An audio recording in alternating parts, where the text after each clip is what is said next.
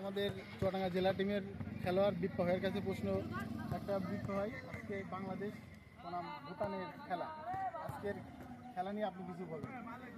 হ্যাঁ, আজকে তো বাংলাদেশ বনাম ভুটানের যে ফ্রেন্ডলি ফুটবল ম্যাচ আছে, এই ম্যাচ নিয়ে আমি একটু মন্তব্য করতে চাই। বিশেষ করে বাংলাদেশে বর্তমান যে টিমটা আছে, আমাদের যে বাংলাদেশ বংশোদ্ভূত প্লেয়ারগুলো বাংলাদেশে যে ইনক্লুড হচ্ছে, আসলে আমার এই টিমটা নিয়ে আসলে বাংলাদেশে আমার নতুন একটা ফুটবল জাগরণ শুরু হয়েছে।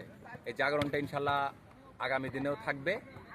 আর আজকের যে ম্যাচটা হবে, নতুন স্টেডিয়াম, নতুন দর্শক ক্রেজ, সব দিক দিয়ে আসলে আমাদের বাংলাদেশ ফুটবল এগিয়ে যাচ্ছে।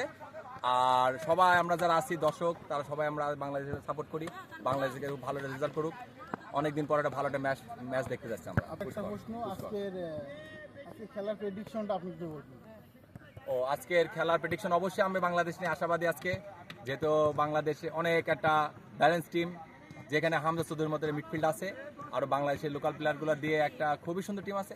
আজকে প্রেডিকশন হলো বাংলাদেশ 2-0 এই স্কোরে উইন হবে। আপনাদের কাছেও প্রশ্ন, আপনারাও আজকে প্রেডিকশন করুন।